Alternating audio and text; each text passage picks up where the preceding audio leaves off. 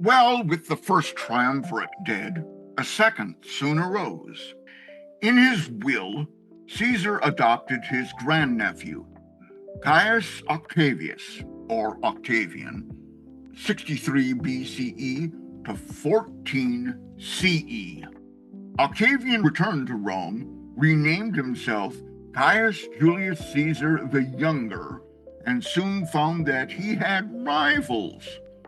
Most notably Marcus Antonius, Mark Antony, 83 to 30 BCE.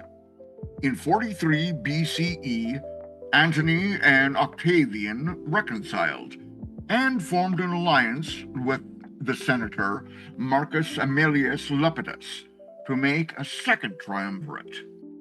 Prominent members of the opposition were killed, and their property was confiscated. As an example, Cicero. Masterminds of Caesar's assassination were defeated at Philippi in 42 BCE. There were several tensions between them. Octavian had reestablished himself in Rome, and Antony would go to Egypt for 10 years. He fathered 3 of Cleopatra's children and made plans for annexing Rome's eastern provinces. Octavian, after hearing from this and claiming that he had seen a copy of Antony's will, alleged that Antony had transferred his allegiance to Egypt and therefore was a traitor to the Roman state. Now, onto the first emperor, the time of Augustus. In 31 BCE, Octavian's superior forces defeated those of Antony and Cleopatra in the naval battle of Actium. Soon afterwards, they both committed suicide. Egypt fell to Rome. The only claimant left was Octavian. Octavian ruled as sole consul for 4 years and then adopted the titles of Imperator, victorious commander, and Augustus, worthy of honor. The Principate from the title Augustus preferred from Princeps, or first man. Now, please go and watch Historia Civilis's video on Antony and Cleopatra as well.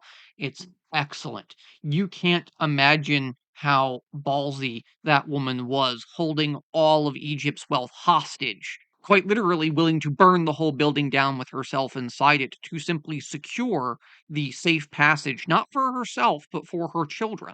She was willing to die, and indeed does, but only after securing freedom for her children, albeit in exile in North Africa. But I digress. Octavian's generals advanced into modern day Switzerland, Austria, Bulgaria. Only at Teutoburger Forest in Germania in 9 CE did the Romans finally meet defeat. Here's an image of Octavian. Caesar's adopted heir, of course, is later granted the title of Augustus, as we mentioned, by the Senate and Princeps, but he was also worshipped as a god in Rome's provinces, and idealized statues such as this one were erected in temples as well as public places throughout the empire, and he renewed the relationship between the ruling men of Rome and their godhood, their saintliness in a modern Catholic sense. He was a reformer as well. He left Rome's republican institutions in place, but gradually emptied them of power. He controlled the army, the city, and its government. He was an able ruler and introduced a range of public services, a police force, a fire brigade, and a new system of coinage and salaried bureaucracy. Moral legislation, as a defender of the mos maiorum. I can't go into detail about all of the reforms of the Augustus, but as mentioned, I will also list a few. The rebirth of the Roman religious festivals, games such as the Ludis Oculares in 17 BCE. He became the chief priest, the Pontifex Maximus. He instituted a regular census with the expansion and improvement of Roman coinage, a poll tax and a land tax. He put his face on new coins. He relied on Marcus Agrippa to manage civic affairs while he was away so the state wouldn't collapse. Augustus had over 600 slaves serving as firefighters and the established police force as well. He built relay stations for couriers, and speaking of horses, he reinstated the Circus Maximus.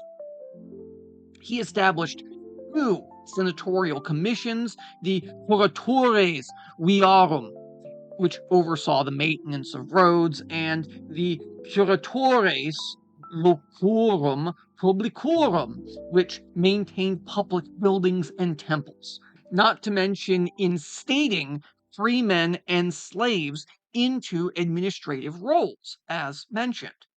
But how did he get away with all of that power, all of these achievements? Well, after some senatorial uproar, Augustus would feign reluctance and accept 10-year control of the quote unquote disordered provinces, the wealthiest of them.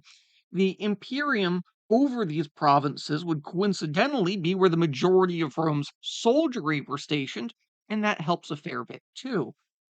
But the second part of his rule and the system you must consider is the change in title to princeps, the first in order, meaning he is the leader of the Senate and he is assured the right to speak first at meetings, but he's merely first among equals, not above anyone else. His death would cement the changes within the Roman legal system instituted by Caesar and his successors. Titles passed on to Octavian's successors, as was the system of government he had devised. Nearly 2 centuries of peace, prosperity, and stability, known as the Pax Romana. The transition of power between Augustan emperors was usually peaceful, and growing imperial bureaucracy could manage affairs when emperors could not, as in example Caligula. When Octavian died in 14 CE, he was not only Kaiser, but Imperator, Augustus, Pontifex Maximus, Pater Patriae. He was deified by the Senate, which likewise deified Julius Caesar. The state had become far more autocratic. Consider Tiberius, 14 to 17 CE, who was a good administrator, but faulted for sexual vices. Caligula, 37 to 41 CE, who of course is notorious and rather ineffectual. We have Claudius, 41 to 54 CE, who was another good administrator, but was ultimately portrayed as an idiot. And we, of course, have Nero, 54 to 68 CE, who was hated by the aristocracy, and he hated them too, but very popular among the Roman people. We have a brief civil war following Nero's reign in 68 CE, but I hope you noticed none of these emperors were emperor very long. Here's another example of Rome at this point. We have Hadrian's Wall, which stretched some 73.5 miles across northern England.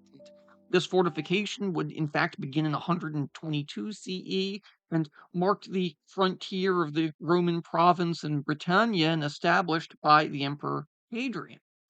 There's actually a later wall built even further north by Antonius Pius in 142, but this one would be quickly abandoned.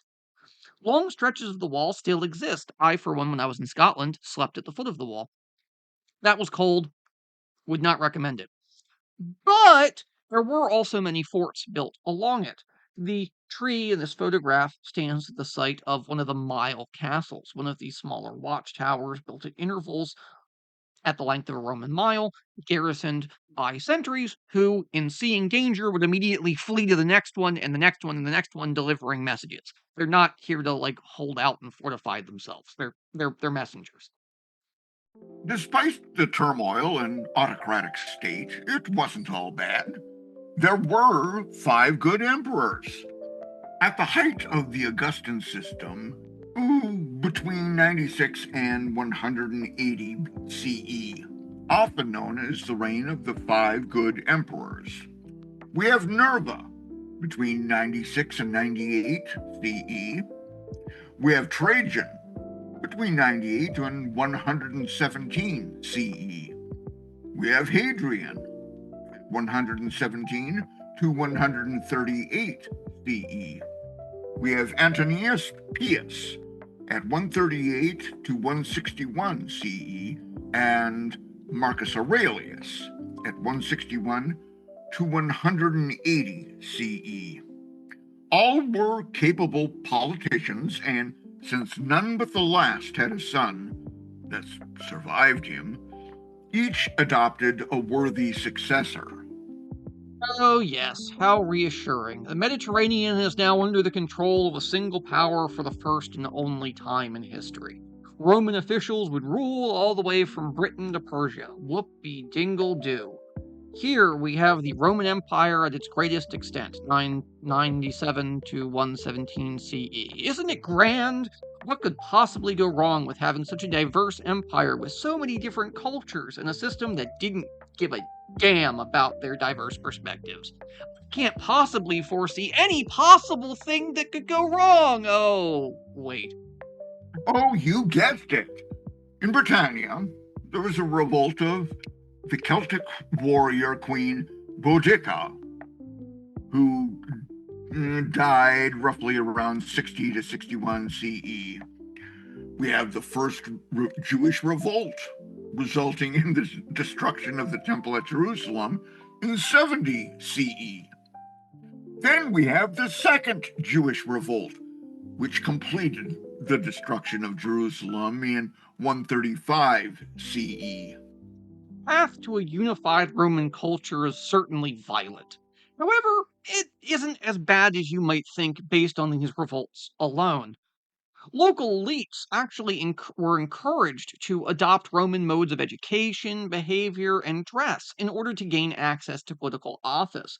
Local gods would become Roman gods and were adopted into the Roman pantheon of divinities. Tens of thousands of army veterans would settle throughout the provinces, marrying local women and putting down local roots. This will be a problem for Rome later, but right now was awesome. We have the rights of citizenship also being extended, and able provincials could rise as far as the imperial government. Look at Trajan, look at Hadrian. They were Spaniards, not Romans.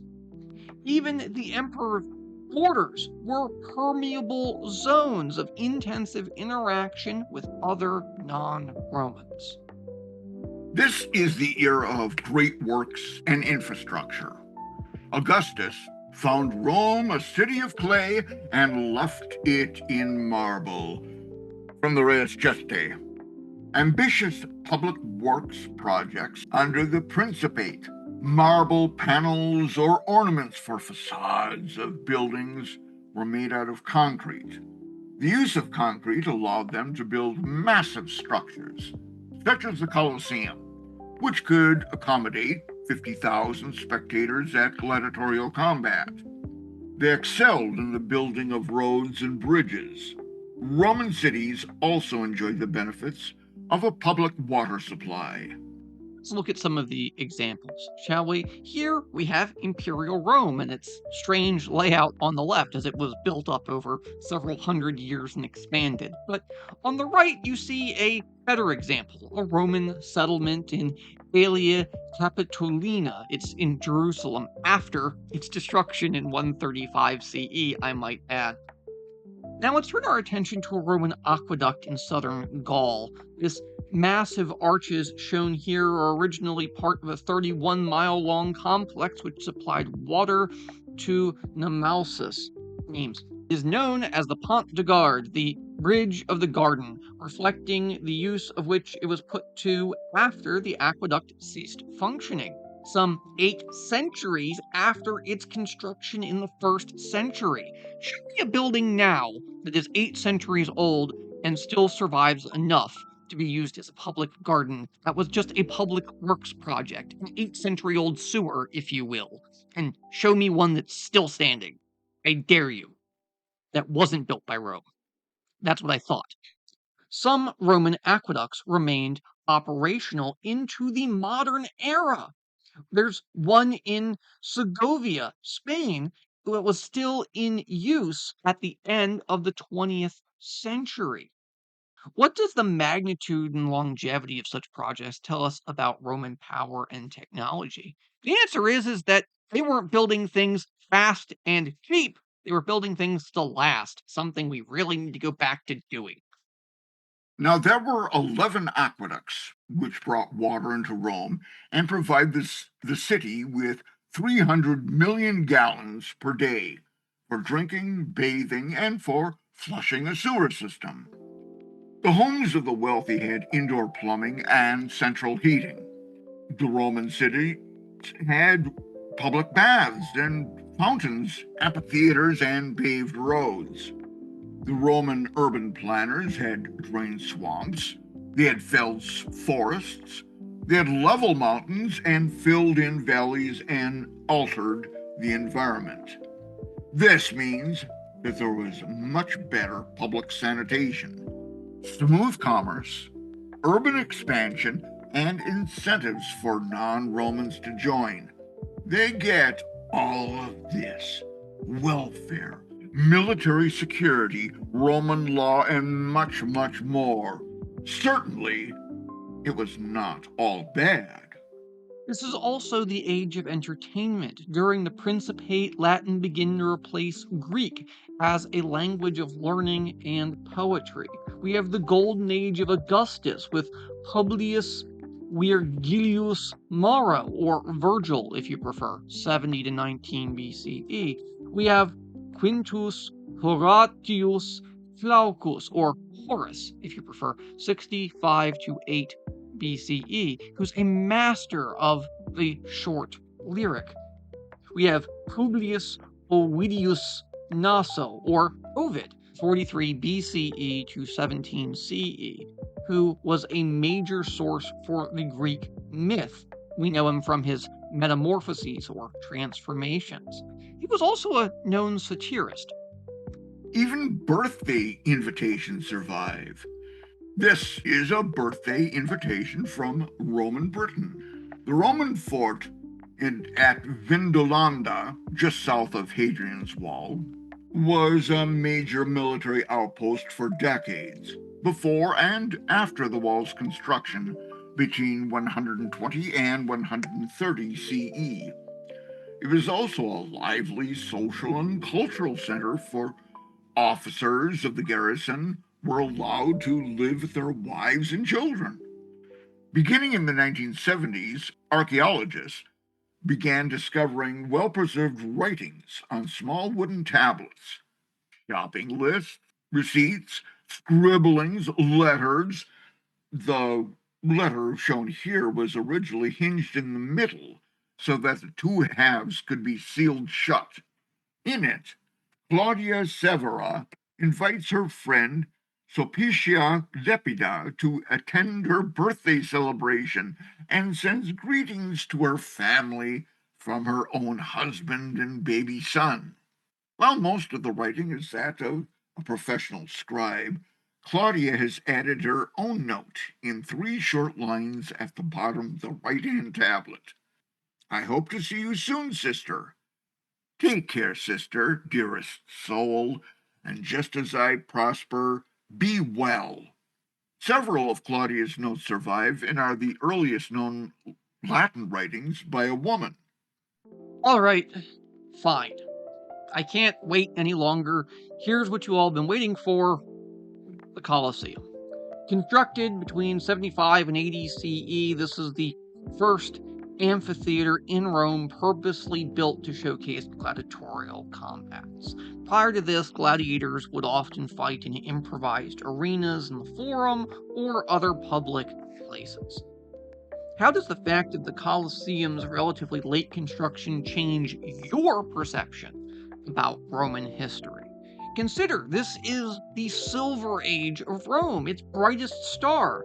Throughout the 1st and 2nd century CE, we have the tales of Petronius and Apuleius describing the more bizarre and sometimes sordid aspects of Roman life. We have the satirist Juvenal, 60, 80? We're still debating that one, but somewhere between 60 and 140 CE, who wrote about the moral degeneracy he saw in his own contemporaries. We have the historian Tacitus, or Tacitus if you prefer, or 55, still debated, to 117 CE. His annals offer a devastating portrait of the political system constructed by Augustus and his heirs. His Germania contrasts the virtues of the barbarians with the vices of the decadent fellow Romans. You can't mention the Colosseum and not discuss the gladiatorial contests. Everyone attended these events, and they became increasingly bloody and brutal as people demanded more and more innovative violence. Individual gladiators fought to the death with swords or exotic weapons of their homelands. Teams of gladiators fought pitched battles, often reenacting historical Roman victories. The arena could be filled with water to stage a naval battle. Hundreds of animals were imported from Africa, India, or Germania, which would tear each other, or human victims, apart. And while gladiatorial combat would become a job or career in and of itself, and many would go on to survive and be quite successful, the Colosseum isn't just one building. One feature of the Principate was its spectacular cruelty, exhibited in public arenas and amphitheaters erected in every Roman town, kind of like movie theaters today. There was a resurgence of the arts as well. Roman art assumed a distinctive character during the Principate. Before this time, most artworks in Roman homes and public places were imported from Hellenistic capitals. Conquering armies brought back wagon loads of statues, reliefs, and marble columns as plunder from Greece, Egypt, and Western Asia. Roman artists then made hundreds of copies of the originals. Those who could afford it could now surround themselves with brilliant wall paintings and mosaics made of tiny fragments of glass or stone, set in the floors of houses and public baths. They were also very common in villas. Encouraged by the patronage of Augustus and his successors, artists also began to experiment with a more distinctively Roman style and Roman subject matter. The Romans would excel at painting and mosaic use, particularly with vibrant colors. A Roman floor mosaic, as you see here, is from the city of Londinium, or London, which shows Bacchus, or Dionysus if you prefer, the god of wine and revelry, mounted on a tiger. Tigers, native to India, were a prized animal by collectors, who also imported them for gladiatorial shows as well. Also, guys, give the mosaic a break. If you were 1,000 years old, you wouldn't look this good. And finally, the long reach of Roman law. The legal code of the 12 Tables was largely replaced by a series of new precedents and principles. Most sweeping changes occurred during the Principate. The reach of Roman law had to match the reach of the empire. Augustus and his successors appointed a small number of eminent jurists to deliver opinions on the issues raised by cases under trials in the court. Yes, in this era, Roman law comprised three great branches or divisions. Civil law was the law of Rome and its citizens. The law of nations was not specific to Rome, but extended to all people of the world, regardless of their ethnicity. Think about it as international law. Natural law was the law of nature itself, which rationally ordered and through careful study would reveal laws which the natural world operates by. Think of like the survival of the fittest kind of thing.